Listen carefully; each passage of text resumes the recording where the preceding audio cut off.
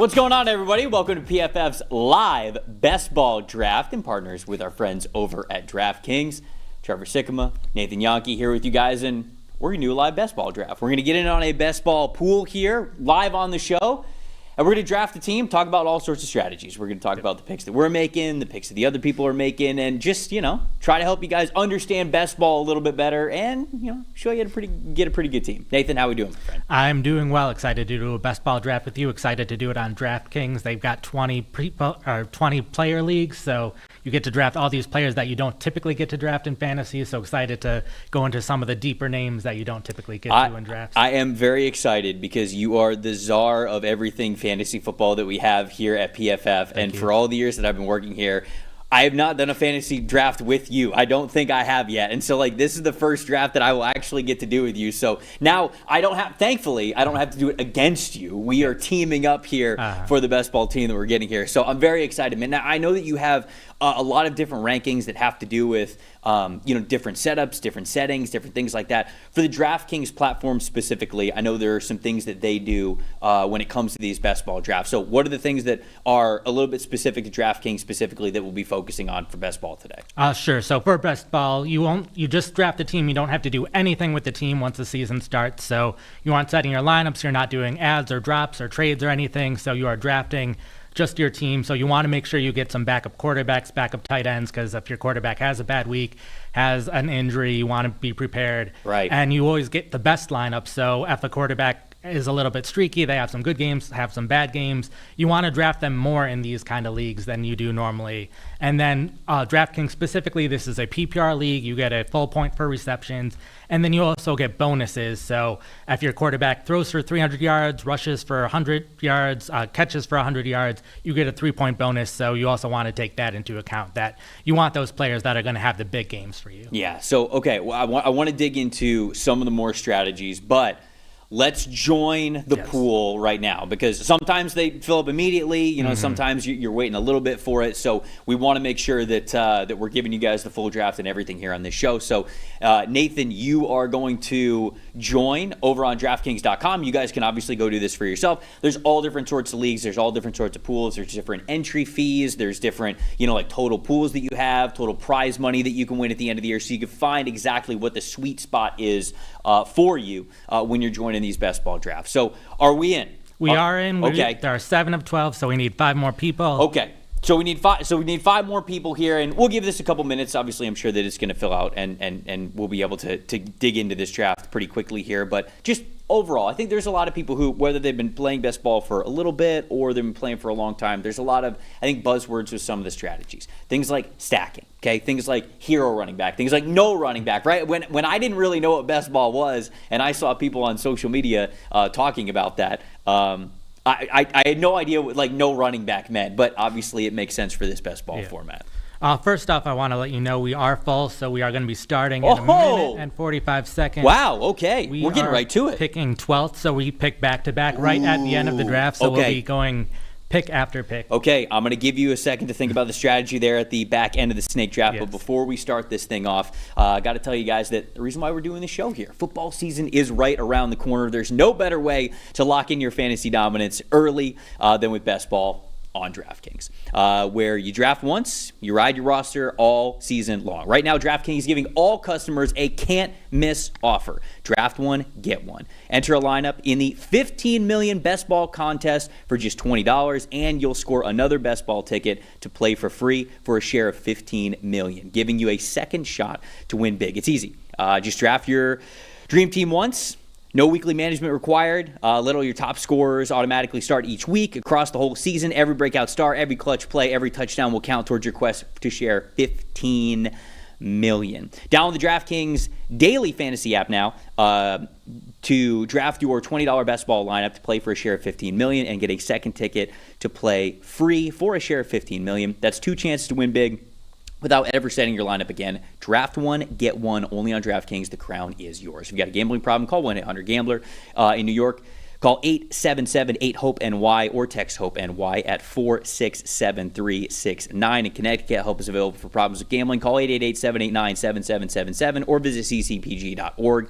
18 plus in most eligible states, but age varies by jurisdiction. Eligibility restrictions do apply. Void where prohibited. One per customer. Enter the Best Ball 15 million headliner contest by 9/4/25.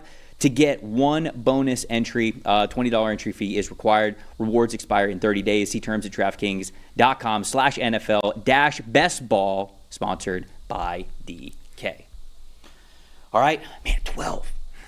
There was a time in my life where I exclusively wanted in fantasy drafts to pick 12. Now, I've never done a best ball draft before where I'm picking 12th, and so I'm very curious. You've done a couple of these. Yep. We're seeing kind of like who's going off the clock here. How do you normally play when we get to 12? Obviously, it depends on the draft falls, but how do you normally play at the back end of the draft? So this year, it's typically wide receiver. There are so many good wide receivers. There's a good 10 of them that you can make a strong case that could be the number one overall wide receiver. So you'll get some of those throughout the first round. You'll get a couple of them in the second round. So we'll just get the best guys on our board. Luckily, I was able to put in my rankings at DraftKings ahead of time. So bottom of the screen, you'll see my rankings right now. So the top guys are my current top guys. Can you scroll up a little bit? Because I don't think we can see it on the screen right now. What we have. We do. So Brian Thomas is my top guy. Okay, I see him now. Nico Collins.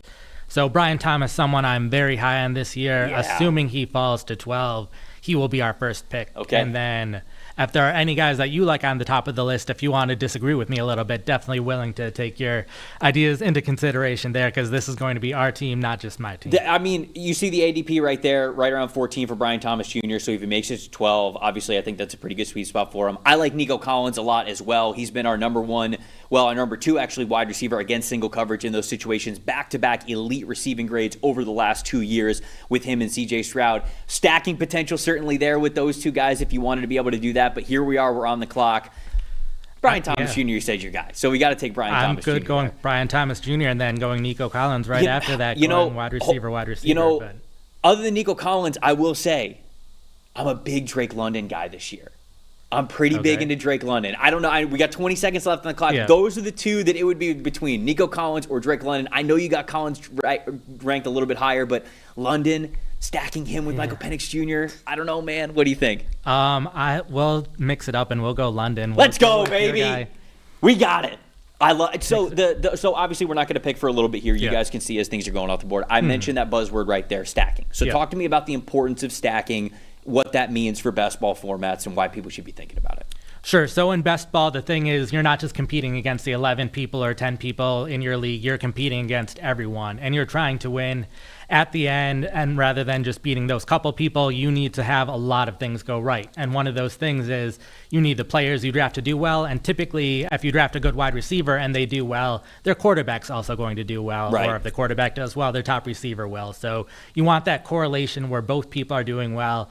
And then you're also thinking about week 17 in mind, because that is the championship week. That's going to be the difference between winning a little bit and winning a lot. So because of that, you want players that are playing against each other, because in those games, if one team's scoring a lot of points, the other team's going to have to score a lot of points to keep up with them. Right. So a lot of people will memorize that week 17 schedule and put in players that face those teams. So we have Atlanta, they're playing the Los Angeles Rams, so we'll want to be thinking about some Rams players. Okay, all right. And then we've got Jacksonville, they're playing Indianapolis, so we'll want to think about some Indianapolis players later on as well. Okay, yeah, because and it's just fascinating. Obviously, fantasy football, like from a traditional standpoint, is you're setting your lineup every single week. It's different when it comes to best ball stuff, and specifically, I think when a lot of people think, let me think late season strategy, they're often just thinking about bye weeks. But late season strategy for best ball is all about, hey, you want to be able to hit it big with a matchup that's going to be very high scoring. So obviously, these are ways that you can lean and strategies that you can have. Like everything, you don't want to get too carried away with it, but it's important to remember if you're deciding between one or the other, then maybe it's like, hey, this team's actually playing somebody that I already have on my team. That might make a lot of sense to try to just hit it big and really try to get one of the highest scoring games there in week 17. Right, so it'll definitely be a tiebreaker. We'll probably stick with picking players that are like currently on the screen. We probably won't scroll down too much to find players, but it might not necessarily be the top guy on the board. It might be a player 2 or 3 down. So talk to me about tight ends. Talk to me about how you play tight ends here in best ball format, because I'm somebody who, in traditional fantasy football formats, I love picking a big-time tight end. I really do, because especially with some of the guys at the top, like with Brock Bowers and with Trey McBride and like guys like that who are heavy volume players at the tight end spot, you can really dominate each week if you have that advantage against everybody that you're going up against. Talk to me about the thought process with that position now in the best ball format. Oh, yeah. So it's pretty similar in redraft to start with. You either want one of those three guys or you want to wait, because there's not really that great middle ground for tight ends anymore. Travis Kelce's declining. Right. Mark Andrews is in that situation where he's in a rotation. Jonnu Smith was just traded. So there's not great middle options. So if I can't get one of those top three tight ends, then I'm waiting and waiting. But I still probably want to end up with three tight ends regardless. Okay. Whether I draft one early, if I draft one late. If I draft one early, then I'm probably waiting a bit to get both my second and third one, since we're probably going to be waiting unless we end up with George Kittle, which is a possibility here. I was going to say, he's still on the board right there. I think that could be very alluring for us to be able to get George Kittle there. Are you worried about, okay, we're passing up some of the top quarterback options, and really in fantasy football, it's a lot of the guys that have the rushing ability, right? I think that's a big part of the quarterback position. Sure, you got these prolific passers, but man, if you can sneak in a couple of rushing touchdowns, that's just worth so many points for you. So are you worried at all about if we were to go Kittle here, we're kind of passing on maybe some of these other quarterbacks like a Jaden Daniels, Josh Allen, those guys are on the board right now? Typically I find myself either drafting a quarterback early or a tight end early, especially when you're picking late in drafts. It's really hard to get two of them. Mm-hmm. So I'm probably fine getting George Kittle here, especially because we have stacking quarterbacks in mind. And then also with this being on DraftKings and the bonuses you get for 300 yards passing, that helps balance the passing and rushing a little bit more than other leagues, because those rushing quarterbacks aren't as likely to get 300 yards passing. That is good to know. All right, we're 4 picks away here, 5 picks really from our selection. George Kittle still on the board. He is your number 1 ranked player that's still there. Man, 2 picks to go here. Now you have him, I saw ranked, below Brock Bowers and below Trey McBride. Is it just a volume thing with those guys? Volume thing. I expect the 49ers wide receivers to be a little bit healthier this season, so a lot of it's the volume part of it. And George Kittle, we kind of saw the ceiling of. We know they like to run the ball a lot, so he made more big plays than some of the other tight ends. But the tight ends like Trey McBride, he doesn't make a lot of big plays. He just makes catch after catch after catch. Very consistent. So first off, player. I think we want to go George Kittle. Okay, there we go. Talking about him. What are your thoughts on Kenneth Walker? Walker is, he's fascinating because he's one of those best ball type of players where it feels like, man, he can get you 30 points one week, but then he'll get you like 8 points the next week. But chasing the highs isn't so bad with him. The thing that gets me worried is the injury, like him being available. I think him or those 2 quarterbacks there that have the rushing ability, but I'll lean to you for this one. I'm going to go with Walker. Here. I think part of my thought process here with him rather than the quarterbacks is we got those 2 wide receivers earlier, that they're quarterbacks, you can get them later. They're probably around the 20th, 21st players that are going to go off the board. So I think we can wait on quarterback. Sure. I'm excited about Penix and Lawrence this year. I think both of them can have huge seasons. So right. I think we wait at quarterback, try to get those guys, probably get a third guy at some point in there as well. But because I'm excited about those 2 quarterbacks and we'll try to stack them, I'm okay waiting at quarterback. And that makes now. And I think that it brings up a good conversation that we can have now as we've got a couple of picks here between our next selection. You have a player like Kenneth Walker, and for traditional or redraft fantasy formats, sometimes a guy like Kenneth Walker can be very frustrating because you have to decide every week. Well, is this the week that Kenneth Walker is going to score me 38, or is this the week that he's going to score me 7? And you don't know. But in best ball, it sort of alleviates that stress because you will be able to use him every time that he hits, more than 15, more than 20, whatever it is. And when he doesn't, hopefully you have a stable of backs around him where you don't have to count those points. So for him, I just think it's a good sort of point to bring up of like not just running backs, but wide receivers as well. Being able to chase that ceiling is an important factor in best ball formats. And with Walker, I'm excited about him this year. They changed the coaching staff. They changed 2 of their tight ends to fullback, so anytime you're going to start using 21 personnel more often, that's a good sign for the running backs. And a lot of his bad weeks as well, like he plays through injury, so he's been injured a lot. He's been playing through injury, and that's when a lot of his not so good games happen. So I'm hopeful he stays healthy, and if he does, I think that'll be a big boost to our lineup. I see RJ Harvey there. RJ Harvey was one of my guys that I had in the 2025 NFL draft. Obviously, he's pretty decently ranked here on your rankings. You have him 48th, and we see the average draft position for this player is 64th. So you have him a little bit higher than where his sort of average draft position is. Talk to me about him and what could be, in theory, a crowded running back room like with the Broncos. You know, Audric Esme is there, Julian McLaughlin is there. There's no Javonte Williams anymore, but he's in there. Like, are you worried about volume when it comes to RJ Harvey, or do you think, man, it's just only a matter of time before he really takes the reins of that RB1 role? My only concern is that J.K. Dobbins plays too much on passing downs, but Sean Payton has such a long history with the Saints of having running backs who are fantasy relevant, even if they're in a timeshare. We saw Alvin Kamara in his rookie season only play like 40% of the snaps and was a top 5 fantasy running back because he was catching so many passes. Right. So I think Harvey should have that role where he's catching a lot of passes out of the backfield. We've seen the past 2 years they're certainly willing to throw to running backs a lot. So that's my expectation with Harvey is he's going to be one of the leaders in receptions for running backs, which should lead to a lot of fantasy points. So we took Kenneth Walker here, and I'm wondering, where does this sort of fall with taking him? He was the 4th player that we selected. You know, he's the first pick of the 4th round there for us. Where does that fall in the hero RB versus, you know, like a stable of RBs? Obviously, we're not doing the no running back strategy, right. But like, where does that fall into that strategy? Are you looking to pick another one, or maybe 2 here as we kind of come back to back, or what's your thoughts on running back right now? I would probably only pick 1 here since I want to make sure I'm getting a number of the wide receivers, and we did already pick another player that's not a running back or a wide receiver, so want to make sure we have a good number of wide receivers. So I am comfortable drafting 1 running back here. Typically, right after Harvey is when you start to get a bunch of running backs that are in a timeshare, that are less reliable. So if we can't get Harvey here, then I'm probably thinking wide receiver. But we also have Jameson Williams, Travis Hunter. Hunter could be interesting because we have Brian Thomas, and like if one of them has a big week, the other one might, or they could both have big weeks. Yeah. Liam Cohen is the head coach and obviously offensive play caller there for them. It's exciting to think of what could be for that Jags offense. So Harvey is still on the board. Yeah. So assuming that he is going to be one of our picks there, which the universe it should have given me this one for as much as I pumped up RJ Harvey when he was going through the draft process. Get him first.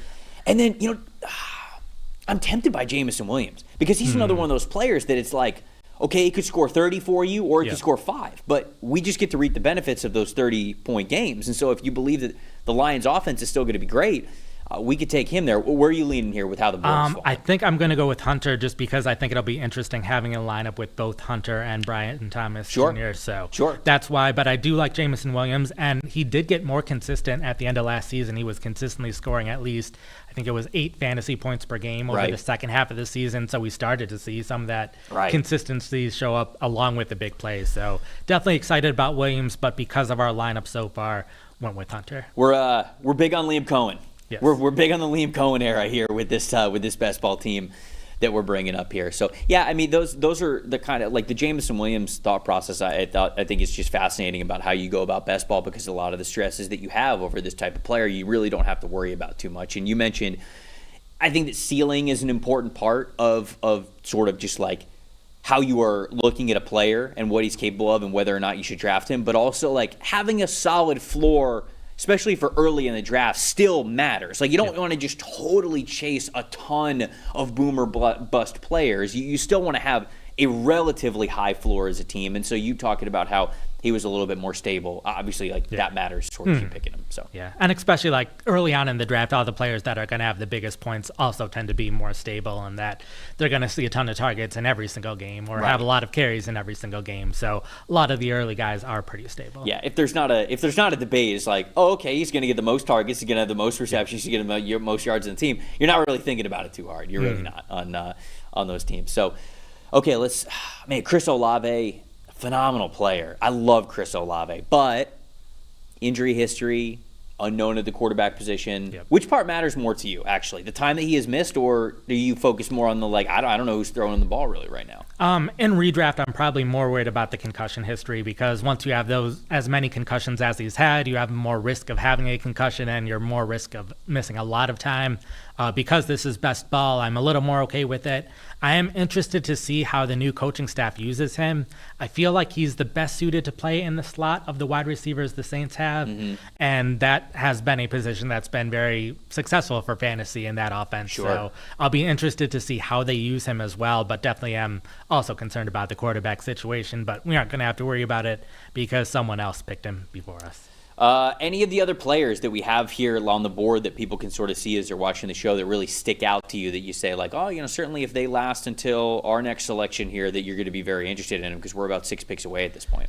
I'm hoping for Jordan Addison, just because a lot of the players we have near the top are running backs, and we did get 2 of them already, and I'd probably rather lean towards wide receiver here. I might be okay with some of these running backs, but if we don't have a lot of wide receivers here, I might end up clicking the wide receiver tab and seeing who the best wide receivers we have available. Sure. Just to see who's there, but there is a decent gap, but we'll see who is still on the board. Yeah, I saw it's Addison, and then right below Addison in your rankings are actually TJ Hawkinson. So it feels like you're a little bit higher on a couple of those Minnesota Viking players going into this season. So how much confidence do you have in, and this goes into Justin Jefferson as well, because Justin Jefferson, you're talking about him versus Jamar Chase, versus somebody like that at the very top of the draft. So with a new quarterback coming in, how do you feel about J.J. McCarthy this year? I'm feeling pretty confident, just because we've seen the other Vikings quarterbacks and how they've done outside of Minnesota. We've seen Sam Darnold not do much over the course of his career, have that good season, and then Kirk Cousins just had a not so great season with Atlanta. So I think McCarthy can do just as good as those players. I'd be okay drafting Hawkinson here. We already have a tight end, though, so I don't think we need another tight end this early. This early? Yeah. We can either go a wide receiver later, or Jaylen Warren's a possibility. Up to you. I'm going to go with Warren first. Okay. All right. So we'll take Warren first, reset the clock, get a fresh 28 here. Yeah, what are your thoughts on Matthew Golden? Because I think Matthew Golden is going to be, I don't know if he's going to be a high volume guy, because that might be Jaden Reed, but I genuinely believe Matthew Golden's next. Okay. I think that he is the next on the pecking order of that wide receiver group, and they're going to start to build into him, especially in the second half of the season. We talk about the playoff run of week 14 and on in best ball. I think Matthew Golden's going to be in a position where they're going to be looking to him as their big play wide receiver. I really do. Yeah. So. And he's someone I think that can have the big weeks as well, where he might not see the targets every single week. So I think he is someone who can do better in best ball, since Green Bay will probably spread the ball around a lot, but I think he's going to be the big playmaker for them. So here's an interesting one. I see Justin Fields' name on there, and you've got him ranked 90th in your rankings. The average draft position's around 96.5. So, I mean, that's pretty on par with where a lot of other people are drafting him. Fields is a quarterback where he brings a lot of potential rushing ability. And if you ask me, I think this Jets team is set up to run the ball a lot this year, whether it's through Breece Hall or even with Justin Fields. Your thoughts on him in a best ball kind of, and even just like a fantasy perspective as a whole, on what you think about Justin Fields as starting quarterback for the Jets this season? In general, I'm excited about him because of that rushing ability. He has always been a fantasy starting quarterback whenever he's been healthy and available for the team, so I expect him to be one of those top 12 quarterbacks. In this format, I'm not quite as high on him. One, because of that bonus for 300-yard passing, so he's not going to have many of those 300-yard games. And how much is the bonus? Is it significant? 3 points. Okay. And then also, because you want to stack so much, there's only so many players that you can stack with Fields. That makes sense. It's mostly just Garrett Wilson, so because of that, I'm probably not drafting him as much in best ball unless I already drafted Garrett Wilson. Let's see. I'm going to try to pull out the passing stats really quickly. Passing yards per game. Where are we here? Funny enough, there's one quarterback who averaged more than 300 yards per game last year. Okay. It was Jimmy Garoppolo. He started one game. He threw 334 yards. Nice. So there's only one that was able to do that. Joe Burrow is the next guy at 289. So he's just below 300. Jared Goff, Baker Mayfield. I saw Baker Mayfield's name was on there. I think he got taken, so he's not on there anymore. But it is interesting with that 300 yard threshold. If you're able to hit that, 3 points is pretty significant in this format. You're almost more likely with him to get that 100-yard rushing bonus, so 3 points for that as well. And he's had a number of 100-yard rushing games in his career, so that's definitely a possibility. Okay, all right. The board as it seems right now. Anybody that's really standing out to you? I'm just going to scroll down a little bit so we can see our team. There's so Trevor Lawrence. So, yeah, Trevor Lawrence is probably someone that He's probably going to be in the next. Yeah, we should probably get him with one of our next picks. Yeah. Because he probably won't be available. So he will be one of our picks. Okay. And how do you feel about him this year? I think there's been a lot of, criticism around Trevor Lawrence, and some of it warranted, some of it from, the chosen one expectations about him being a number one overall pick from Clemson and going to Jacksonville. But just your thoughts on him overall from a fantasy perspective going into 2025. I have him much higher than consensus. A lot of that is because of Liam Cohen's offense. Oh, yeah, you've got him about 30 spots higher here on your rankings. I think part of it is the receivers that he now has in Jacksonville. Part of it for me as well is his average depth of target skyrocketed to like 9.9 last season. Cohen's offenses, the average depth of target has always been a little bit below average.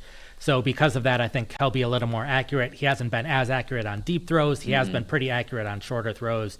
So I think we can see a similar thing to what happened with Baker Mayfield, where all of a sudden he started playing a lot better in that offense. So I think Lawrence, we've seen it at times in his career. He's had streaks of being really good, streaks of being not so good. But I think he can be more consistent in Cohen's offense. And Lawrence does have a little bit of rushing ability to him as well. I think the backfield is not as solidified there in Jacksonville. I know they have Tank Bigsby and they still have ETN, but it's sort of like how good do you feel about really leaning on both of those guys? They'll obviously have to, but I think that Lawrence got a little bit of scoot to him, so he'll probably give you a couple of rushing touchdowns here this year, so you get a little bit of a rushing bonus there for him as well. How do you feel about Travis Hunter? Actually, now that it feels like we're obviously all in on. Oh, okay, we're on the clock here, so we'll curb the Travis Hunter discussion for a second. So we're going Lawrence here. Is going to be one of our picks. All right, so we're just stacking the Liam Cohen offense here, and then we can go with another running back. Are there any running backs here that you like in particular? We've got Stevenson, Scadaboo, J.K. Dobbins. I don't want to get Dobbins because we have Harvey. No, I mean maybe Scadaboo, I guess, just because I think he's got the potential to score a lot of touchdowns. Okay. Yeah, I really like him in the Giants offense just because that offensive line isn't great, and Scadaboo's someone where I'm like, regardless of the blocking, he can get you a couple of yards. Yeah. He's not going to get you the long runs, but he'll convert you those first downs and hopefully those touchdowns. One of the higher yards after contact averages that we had, and when I do scouting and when we do scouting here at PFF, I think that there's two metrics that we have in our database that I love to lean on. Missed tackles forced per attempt, which could be, it could be a juke or it could just be a broken tackle. You're running behind your pads really well, which Scadaboo obviously does. And then yards after contact, because like you said, it doesn't matter whether your offensive line is phenomenal or whether it's terrible. Wherever you face contact first, whether it's 2 yards behind the line of scrimmage, at the line of scrimmage, or 2 yards beyond the line of scrimmage, whatever your yards after contact average is, like that shows how your individual skill is impacting the run game. For Scadaboo, both of those categories, missed tackles forced per attempt and yards after contact per attempt, were very high this past season at Arizona State. So I like leaning on that. Even if you're a little bit worried about the Giants' offensive line, he's the guy that I think that I would emphasize there in that offense. Fair. I want to mention we are halfway through the draft right now. We have a very balanced team. We have 1 quarterback, 4 running backs, 4 wide receivers, 1 tight end. There you go. At this point, we probably want to get 2 more quarterbacks, 2 more tight ends, probably only 2 more running backs, so we can probably shy away from running backs a bit. Okay. Want to get 4 more wide receivers, so a lot of wide receivers to go. So I think that this is a really good conversation to have here because our team is very, very balanced. Yep. What are you looking for in a next quarterback, right? Like Lawrence is one of them. Like is Penix another one? Like hoping to stack the weeks together. So obviously like there's that. But let's say independent of stacking with Michael Penix, what are you looking for from a next quarterback? Like what's are you trying to hit somebody who's got like a high rushing ceiling as well? Like you're really just trying to hit 1, 2, 3 weeks a year where they might score 30 plus? You trying to get someone with a little bit higher of a floor to it? What do you think now that we have Lawrence in hand? Generally trying to go for upside at quarterback at this point, just because you're starting one person and you're only going to have to start the other one half the season at most, unless they end up doing really good. So I want someone who has a chance to be excellent rather than someone that I know is going to be okay. Like Tua Tagovailoa, I know he's going to be decent. I don't think he's going to be a top 5 quarterback, Penix, I think, has the possibility of getting there, that, even right. if he doesn't. But Yeah. there's a chance even for a handful of weeks. You know, there's like the Week 17 game that he had last year when the Falcons were playing the Panthers, that last game of the season, or I believe Week 18. Yeah.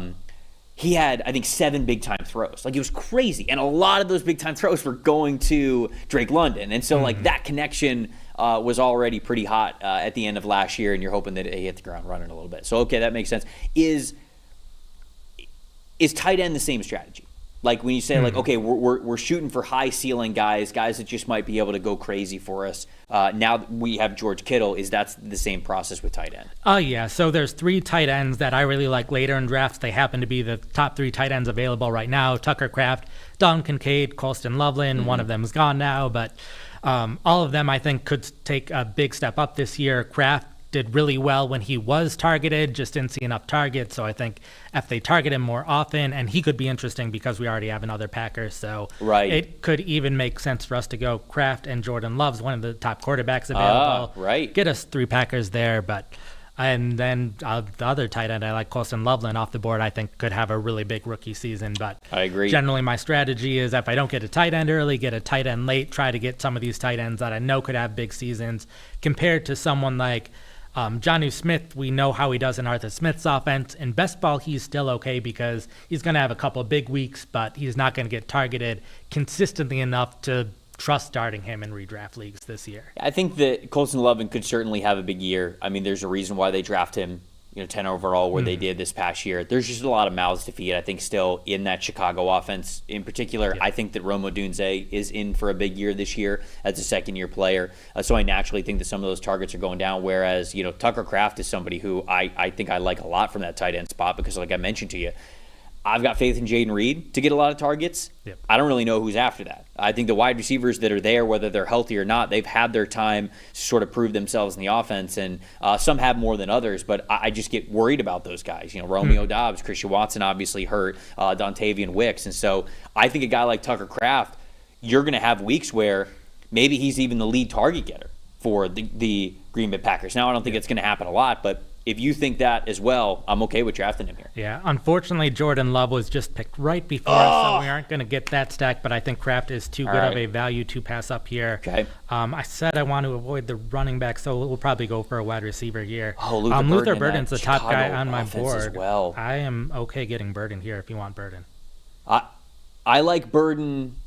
Unless there's a wide receiver you like better here. But. No, I'm worried about all the mouths to feed in that offense, but he's the most talented guy left. So, yeah, let's take Luther Burden. We'll take a chance on him. He's like our 5th wide receiver, so if he doesn't end up working out, we have plenty of other wide receivers. We'll draft 3 more wide receivers. Right.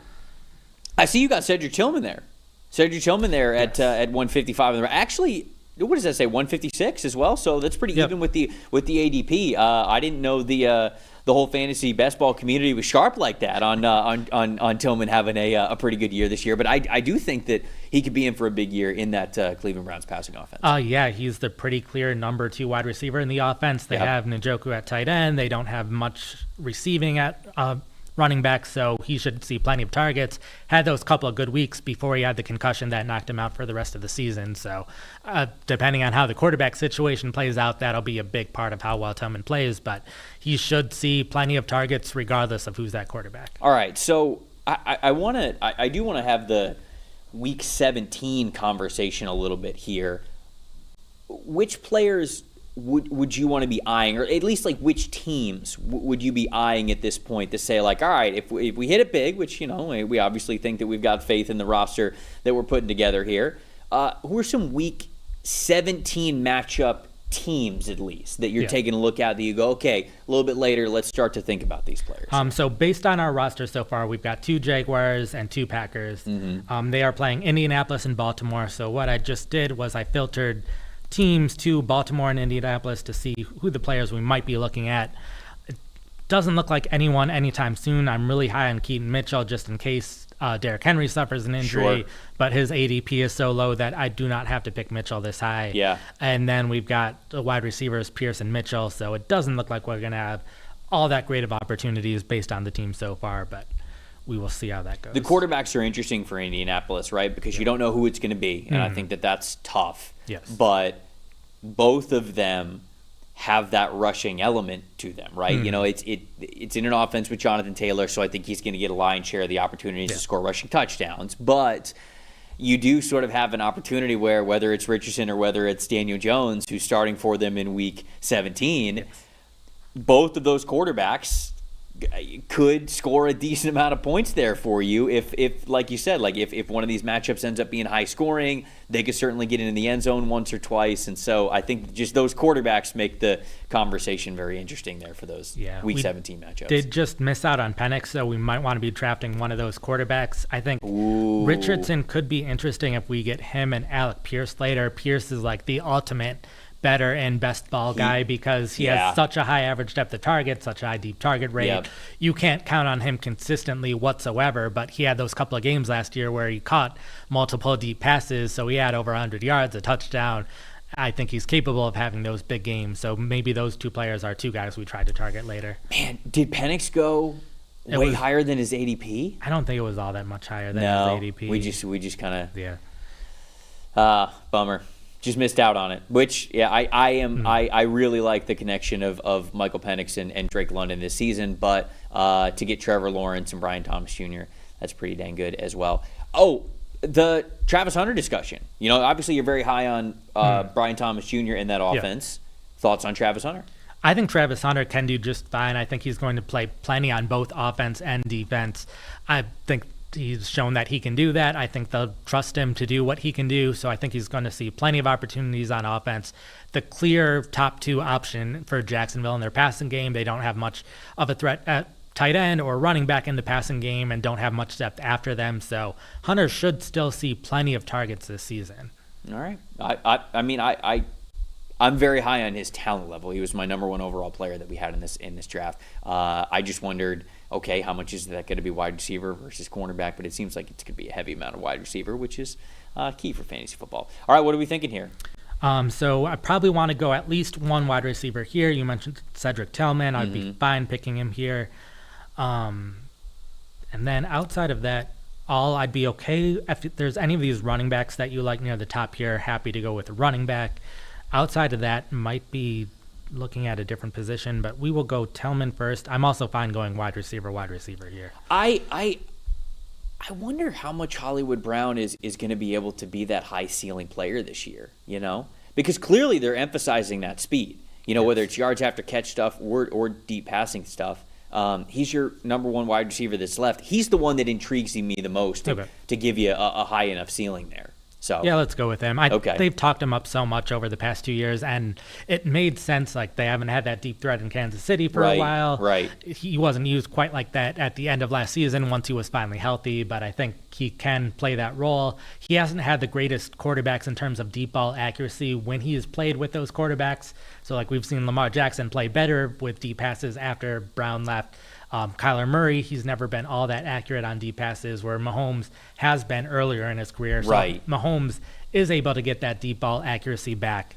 Then I think Brown could have a huge season, even if it's not a consistent season. And I think that, Rashee Rice is going to be the underneath guy. Yep. He's going to be the lower average depth of target type of player for them. And I think that Xavier Worthy is going to be a hybrid player, right? I think they're going to use him plenty in the quick game. They'll use him as a deep player. But I think Hollywood Brown is one of those guys who you might get 3-4 weeks out of the year where he'll get you 25 points or something like that. You know, like I can just see realities where if they are going to dial it up, if they are, because, you know, Travis Kelce, he's not the athlete that he was, so he's going to be an underneath type of player. Yep. If Xavier Worthy's going to blend sort of that combination of deep threat and underneath, and then Rashee Rice we know is going to be a quick hit type of a player too. That's a lot of underneath stuff. That's a lot of players and a lot of different threats to get those safeties to come up and get these coverages to emphasize more bodies into rallying to tackle and those lower average depth of target. What happens when you do that? Yep. You go over their head. And I think that Hollywood Brown could be the guy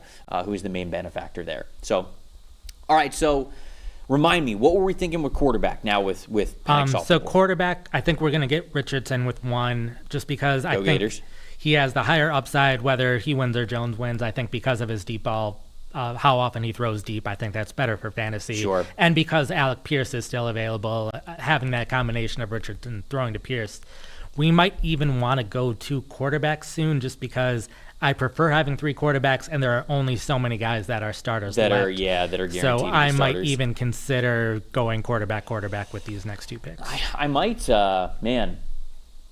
I might say Richardson. If we're going Richardson, we go Richardson there.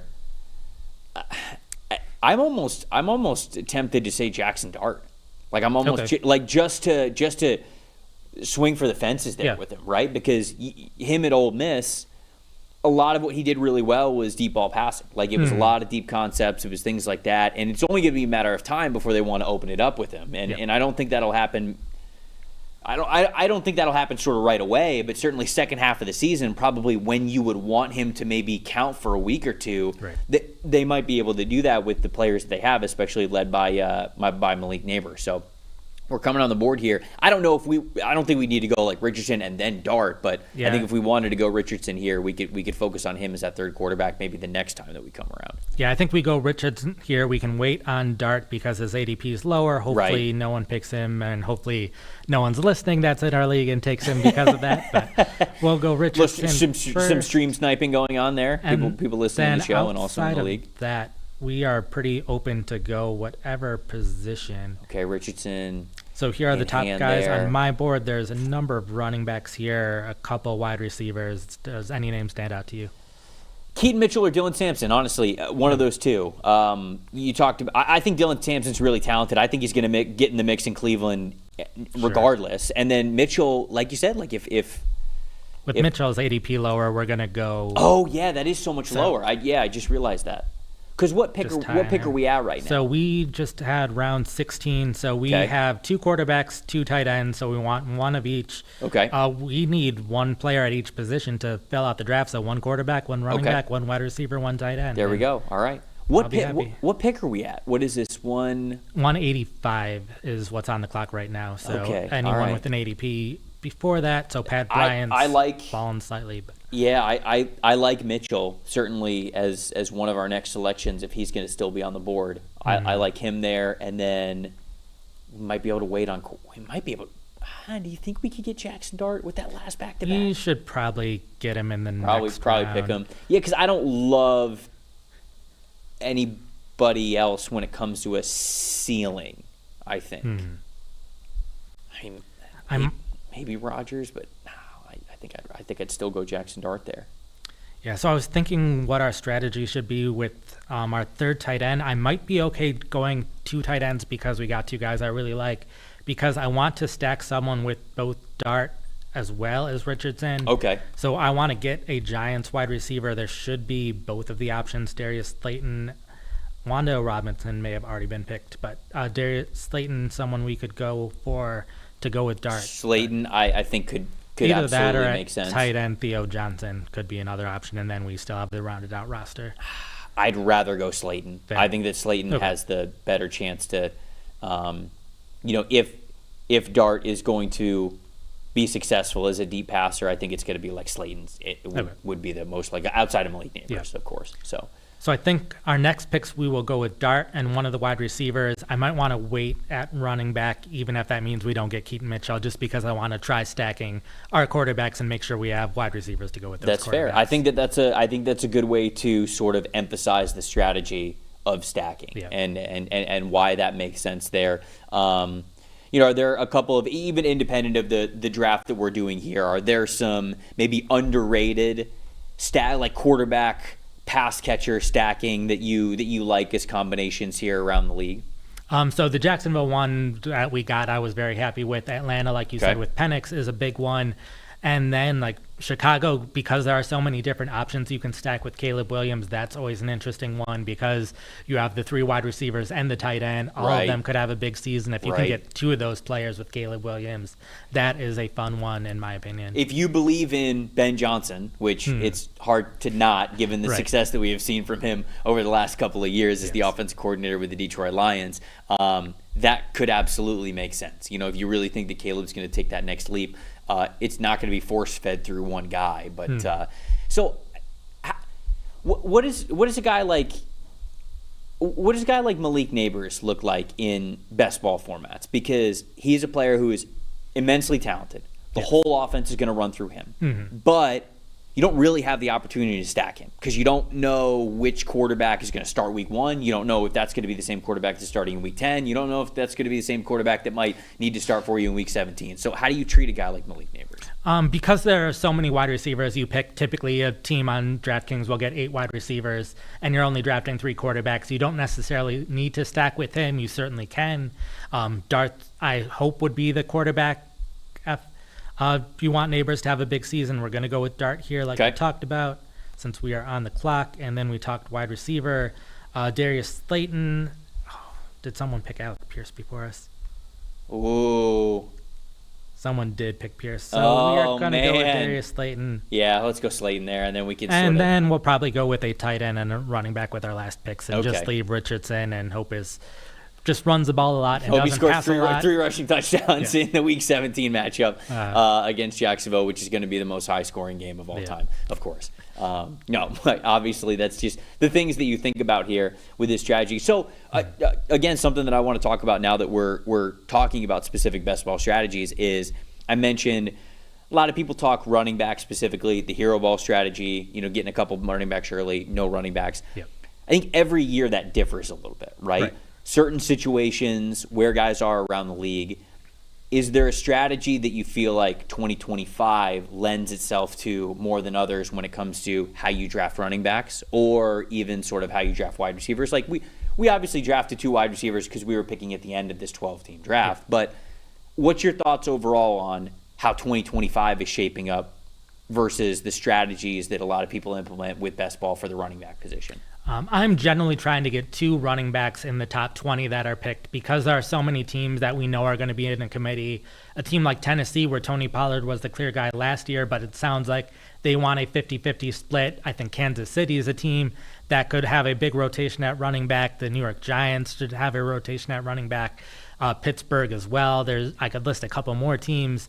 So because of that, I want to make sure I'm getting running backs on teams where the coach is comfortable having one clear running back. Mm-hmm. And then I'm typically avoiding that range where it's going to be a 2-back committee. And then I'm okay getting running backs where it's like the top 2 guys on my list are the Rams guys because if Kyron Williams suffers an injury or isn't playing well, Sean McVay has consistently had one clear lead running back have a lot more carries than everyone else. Right. Regardless of who it is, they've brought in a guy off the street and had him be the lead running back, and that's how he does it. So that's why I'm more okay with the Rams running backs than other teams where it's like we know it's going to be a committee. So I'd rather take that chance of, Corum's probably not going to have a great season, but if he becomes the starter, then he's going to be a clear fantasy starter. Yeah, that makes sense. That does make sense. I'm a big Blake Corum guy. Obviously, Michigan leaned on him heavily. Mm-hmm. And when he went to the Rams, I was like, that's interesting. I think he's similar in style to a player of a Kyron Williams. So I always felt as though, if Kyron were to miss time for whatever reason, I don't think the offense really changes very much. I think that it is kind of a one in, one out with him being able to get into that spot. I'll let you flex a little bit here. Who are some of the players in best ball formats that you just feel like you're higher on than most people? Whether it's a certain quarterback, doesn't even have to necessarily be a certain strategy, but like just players overall that for best ball specifically, you feel like, hey, I really like this player for this format. I'm a little bit higher on him than consensus, than the average draft position where they're normally going. Who are a couple of those players? One guy that I thought about us drafting earlier that we didn't, Demario Douglas with New England. I think him playing in Josh McDaniels' offense that has consistently highlighted slot receivers, I think he's going to have a huge season regardless of best ball redraft. I think he is a great late-round target just because he's on the screen right now and someone that I think I want to try having us get with one of our last picks. Oronde Gadsden has had a ton of hype during all of the training camp and everything before that. That offense, Greg Roman loves to target tight ends. We've seen it in Baltimore. We saw it in San Francisco. If he's going to be the lead receiving tight end for Los Angeles, even as a late-round rookie pick by them, I think he could have a big year. So I think he's someone fun, especially in this deep league that DraftKings has where you're picking 20 players, which is more than you see in other places. We're at pick 222. A lot of teams, you're not getting to pick 222. So even though I like Gadsden, I don't get to get him in a lot of drafts. So because DraftKings has this 20 player format, you can get guys like this and bet on some of these late round targets that you don't typically get to draft. I like the deeper drafts. I always love deeper drafts. It kind of like lets you, again, flex your muscles a little bit. Say like, ooh, I kind of like this guy pre-draft. I like this fit here. You like maybe what the offense coordinators have done in the past. You like maybe where they are versus the rest of the room. When you have a little bit deeper of a roster, it allows you to kind of get those guys that you feel like are my guys. And so Gadsden's somebody who, it was funny, as I was going through the draft, he's listed as a tight end. I was like, this dude's not a tight end. They moved him to tight end from wide receiver so they could break a bunch of tight end records. But regardless of the semantics, you look at that situation with the Chargers and you go, somebody's got to step up. Yep. Somebody's got to step up outside of Ladd McConkey. And obviously, the contract situations with like Trey Harris and what's going on with a lot of the second round picks around the NFL, somebody's got to step up in that offense. And Gaston could be a sneaky guy who can get a handful of targets this year. So I agree. All right, so where are we at? Where are we at here? So we are on the clock now. We will get Gadsden with one of our picks, and then we want a running back. So here are the top running backs available. Isaiah Davis with the Jets, I think, is interesting. Like you said, we think they're going to run the ball a lot. Yeah. I'm not sure how great of a fit Breece Hall is going to be in that offense that they're bringing from Detroit, so I could see all three running backs getting involved. I'm going to go ahead and get Gadsden as our first pick just to reset that timer. Elijah Mitchell is another one with Kansas City where he's had so many injuries in his career, but he has played well when he's healthy. Not that that's happened all that often. But I think I would lean Davis here just because, like you said, they're going to run the ball a lot.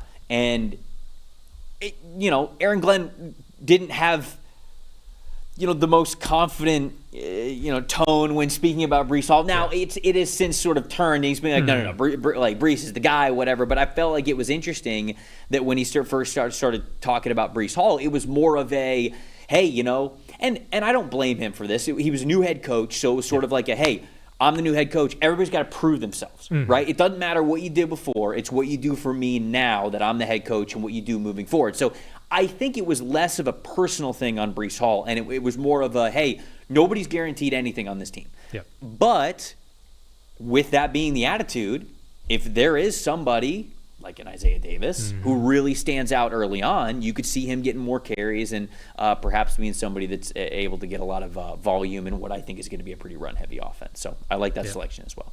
All right, so that wraps up our draft. We got the last couple picks going off the board for the rest of the teams, but we have our 20 players. So we got Brian Thomas Jr., Drake London, George Kittle, Kenneth Walker III, R.J. Harvey, Travis Hunter, Jalen Warren, Matthew Golden, Trevor Lawrence, Cam Scadaboo, Tucker Kraft, Luther Burden III, Cedric Tillman, Hollywood Brown, Anthony Richardson Sr., Dylan Sampson, Jackson Dart, Darius Slayton, Rondé Gadsden II, and Isaiah Davis. Looking back on our team, I am happy with some of the stacks we got. I don't think we got as much Week 17 correlation as I would have liked to see, but I do like that we have a number of rookies that hopefully will hit it big. I was high in this rookie class. I believe you were too. So yes. Yeah. I think if these rookies step up in a big way, that can be a big help to our team. Yeah, I love the idea of the Lawrence and Brian Thomas Jr. Liam Cohen was so successful last year with Baker Mayfield and Mike Evans, and really it didn't matter who was out there because Mike missed time, Chris Godwin missed time, but it just felt like that offense continued to stay on schedule and continue to stay potent. And obviously I think that with him in Jacksonville now having those talented players, that's a really nice stack there that I like. It felt like it was a pretty even draft from us, like you said, position-wise. Yep. When you do best ball drafts, do you feel like you have more of an even strategy, or do you feel yourself sort of like going more heavy towards one position a little bit earlier? You already talked about how you like to get at least 2 running backs within the first 20 picks, but this one, it felt like, halfway through the draft, we were very even with exactly what our roster was going to be. Is it normally like that for you, or how do you normally like to do best ball stuff? It's typically a mix between having those 2 running backs early. Sometimes I only get one of the running backs early, just depending on where I'm picking, and being a little bit more wide receiver heavy, and then have to go a little more running back heavy later on. But roughly half the time when I'm doing it, it ends up being these 2 running backs early, and we are good to go. You can view the draft from here. We'll stay for now. There you go. But the draft is over. Nathan, that was a lot of fun. I had a blast. Glad we got to do this together. This was a ton of fun. Big shout out to DraftKings for sponsoring this episode and obviously giving us a great infrastructure to run some best ball formats. You guys can see that over for yourself over at DraftKings.com. Obviously, you can download the app as well. So check out all that great stuff. They've got a lot of different entry points, a lot of different pools and tournaments, different sizes, everything. So if you're getting into best ball, if you're getting into best ball for the first time, or you're a diehard best ball player, DraftKings got you. So go check it out. For Nathan Jahnke, I'm Trevor Sikkema saying thank you guys so much for watching this special edition of the PFF NFL show, Best Ball edition here, sponsored by DraftKings. See you guys next time.